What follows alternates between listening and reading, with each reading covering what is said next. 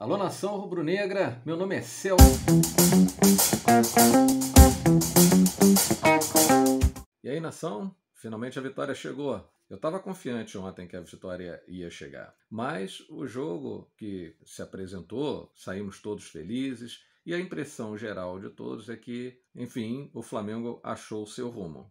Eu tive uma avaliação um pouco diferente desse jogo. Eu acho que foi um jogo muito pautado por um gol logo do início, que, claro, trouxe tranquilidade. Era algo até que eu tinha falado no meu vídeo anterior, que se o Flamengo fizesse um gol no início, eu até acreditava que o Flamengo pudesse chegar a uma goleada, mas também por um adversário que não impõe tanto respeito. É o segundo pior ataque do campeonato e consequentemente, ele teria dificuldades com o Flamengo também. Mas, dado que o Flamengo, mesmo com equipes pouco qualificadas, também tem muita dificuldade, até perder os jogos, ótimo que o resultado tenha vindo, ótimo que a gente tenha tido uma superioridade sobre o time do Cuiabá, mas a gente tem que olhar as coisas como elas são. E por isso eu vou aqui tentar fazer uma avaliação do que foi o jogo sem a paixão. Eu vi o jogo 2 vezes, na hora do jogo, com a emoção, xingando, falando, reclamando, e depois assisti com calma, já sabendo o resultado, para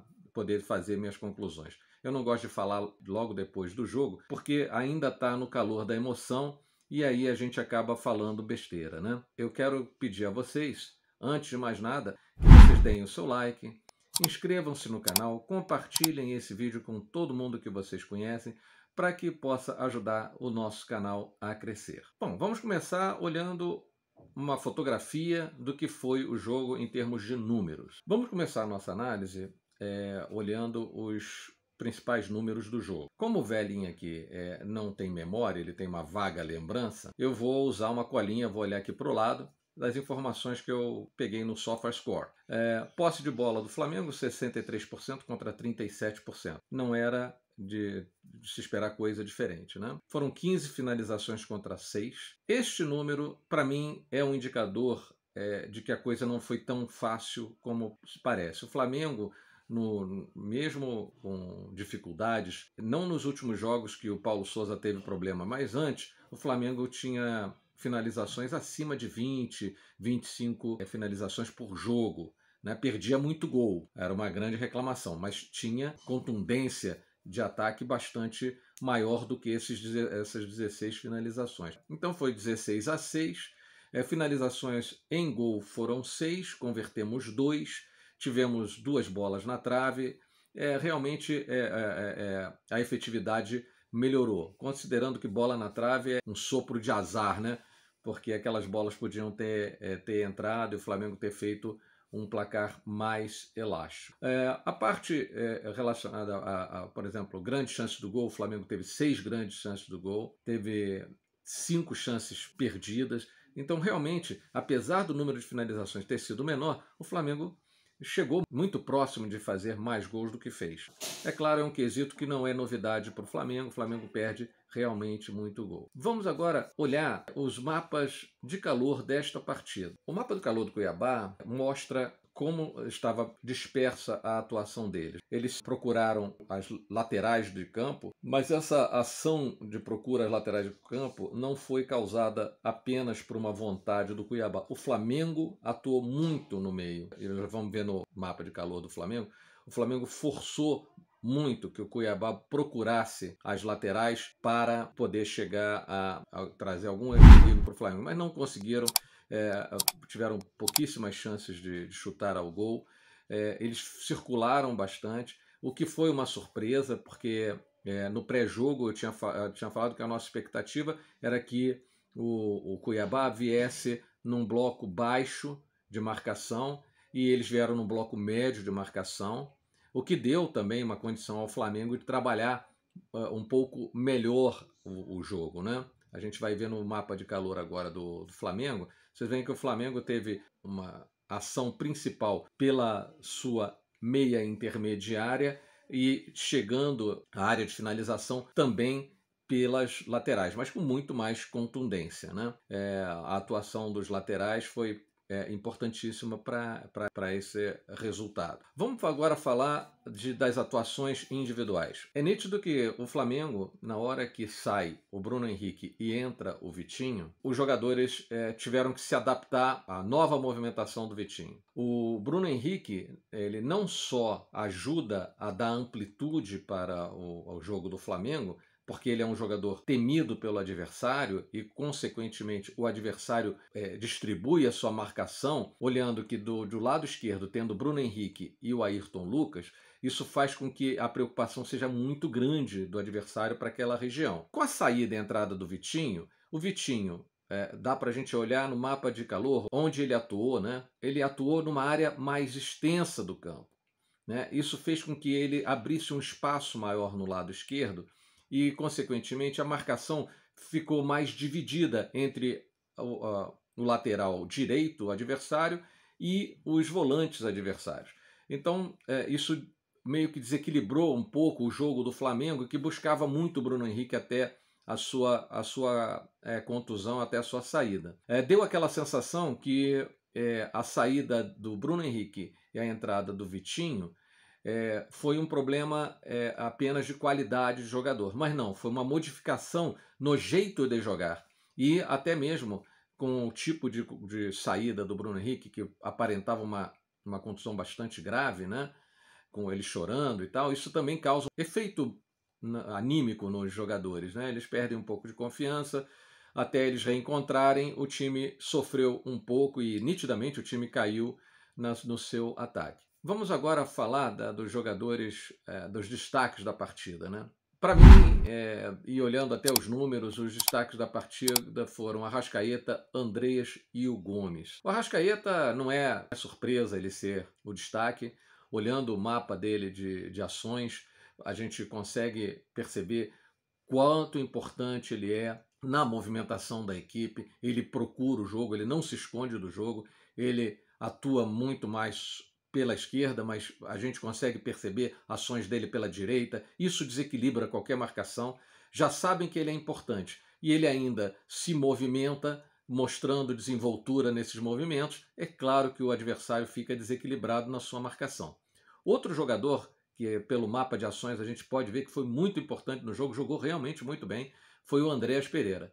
O Andreas Pereira já vem jogando bem nas últimas 3, 4 partidas e ontem ele jogou muito bem, comandou o meio-campo, ele permitiu a ação do Arrascaeta e liberou um pouco do peso da marcação que vai sobre o Arrascaeta, porque ele também foi muito intenso, ele buscou muito a partida, ele errou muito pouco passe. E o terceiro foi o Gomes, né? O João Gomes, claro, ele foi muito facilitado pela fraqueza do meio-campo do adversário, mas ele distribuiu suas ações, como nós podemos ver no mapa de ações dele, ele distribuiu bastante as suas ações entre a intermediária do Flamengo e a intermediária do Cuiabá. Ele sempre estava em combate, sempre estava em recuperações importantes de bola e na saída de bola nessa segunda fase de construção. Ele foi muito bem, errou muito pouco. É claro que num jogo mais forte, com um adversário que tem um meio-campo mais qualificado, a gente vai ter que sentir se ele atua da mesma forma. Ele não fez falta, coisa que ele faz normalmente em combates contra times que atuam muito forte no meio-campo. Então, é de se avaliar. Mas ontem, sem dúvida, ele teve uma boa atuação. A gente pode olhar as ações de passes dos dois principais jogadores. Veja que tanto o Arrascaeta quanto o Andreas tiveram o mesmo número de passes e erraram muito pouco. O Andreas errou 8, o Arrascaeta errou 7 passes, mas são jogadores que têm um nível de risco muito grande nos seus passes. Muito pouco passe lateral e sempre passes em progressão ou então passes em profundidade. Realmente eles se desenvolveram bastante. O Andreas conseguiu algumas viradas de jogo em passes longos e certeiros, então foi uma atuação. Já o Everton Ribeiro, ele, apesar de estar no momento entre a segunda fase de construção e a fase de finalização, ele teve um número muito menor, muito reduzido de passes, comparado, claro, com o Arrascaeta e com o Andreas. Mas errou mais, porque ele atrasa o passe. Ao invés de ele dar velocidade ao passe, ele atrasa o passe. E quando ele atrasa o passe, chega a marcação. Tanto nele quanto em quem vai receber o passe. E aí ele erra mais. Quer dizer, se ele tivesse mais condições de dar passes mais certeiros, certamente ele estaria no mesmo nível de Arrascaeta. Ontem ele jogou bem, mas não jogou no mesmo nível dos seus companheiros de meio campo. Outro destaque, e aí muito ligado ao que eu também tinha falado no pré-jogo, que é o tipo de jogo do Dorival Júnior. O Dorival Júnior procura um jogo ampliado, seja com ponteiros, seja com laterais. E aí entra Mateuzinho e Ayrton Lucas. Então, com o mapa de ação do Mateuzinho, vê-se que ele teve bastante participação, muito espetado na direita, buscando a amplitude e a profundidade. Quase fez uma jogada linda de gol, que ele entrou pela direita, cruzou para trás, passou entre 3 jogadores do Flamengo e a bola acabou sobrando para o jogador do Cuiabá. Mas mostra o tipo de ação dele. Agora, o Ayrton Lucas, comparado com a lateral direita, a lateral esquerda com Ayrton Lucas, ele teve um volume muito maior de ações, como a gente pode ver pelo mapa dele. Ele tem algumas falhas no combate direto, a gente percebe que ele não é muito bom no combate direto, mas nas ações ofensivas ele realmente é muito forte. Acabou sendo bafejado pela sorte, né? No gol que ele fez, ele tentou um cruzamento, a bola ela foi cruzada forte, mas bateu num zagueiro do Cuiabá, que acabou prejudicando o goleiro, e ele conseguiu seu primeiro gol, o que é bom para dar confiança. Ele foi muito forte, deu amplitude, o que ajudou a abrir o jogo e o Flamengo sofrer menos, né? Esse mapa de calor mostra a ação bem forte pela esquerda do time do Flamengo. Gente, eu acho que é isso, né? Eu queria passar para vocês esses principais elementos do jogo. Foi um jogo mediano na minha avaliação. O Flamengo mereceu ganhar, teve mais posse de bola, teve mais ações ofensivas, chutou mais a gol, deu muito pouca oportunidade para a equipe adversária. Então, realmente o Flamengo mereceu essa vitória. Mas não vamos ficar soltando fogos. Tem muita gente que agora, não, o Dorival achou o time. O Dorival acabou de perder um dos nossos principais atacantes. Então a gente tem que ter muita calma nessa hora, entender que foi um jogo contra uma equipe que está mal no campeonato, que tem um ataque muito ruim, não tem conseguido resultados bons. Está certo que nas 2 últimas partidas impôs muita dificuldade aos adversários que teve, com a mudança do técnico, mas ainda não é uma equipe equilibrada e não dá para a gente ficar soltando fogos. Mas eu acredito que o Flamengo consegue sim uma recuperação, vai ter 4 jogos mais 3 jogos dentro de casa contra equipes que não devem criar muitos problemas para o Flamengo. Se o Flamengo tiver com confiança, vai passar tranquilamente por eles. E aí nós temos que conversar com os times que vamos jogar fora de casa. Santos, Corinthians, o Avaí, o Atlético Mineiro. O nosso próximo adversário, o Atlético Mineiro, está muito mal. O Atlético Mineiro estão em crise com o técnico também. E aí pode ser uma oportunidade do Flamengo conseguir uma vitória agora no Brasileiro e emplacar uma segunda vitória, mesmo fora de casa, pela Copa do Brasil. Mas esses dois são assuntos para os próximos vídeos. Pessoal, por hoje é só. Eu gostaria de pedir a vocês que dessem o seu like, inscrevessem no canal, compartilhem esse vídeo. Vocês sabem, né? Aqui meu papo é reto. Eu falo a verdade e falo o que vocês têm que ouvir. Nada de ficar inventando história, jogando fumaça, porque a gente vai se iludindo.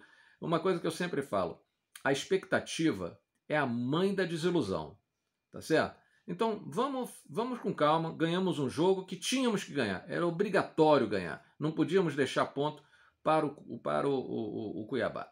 Então ganhamos, ótimo, vamos em frente, até o próximo jogo e vamos pegar as galinhas lá, hein? Vamos botar para quebrar. Grande abraço, galera. Até a próxima.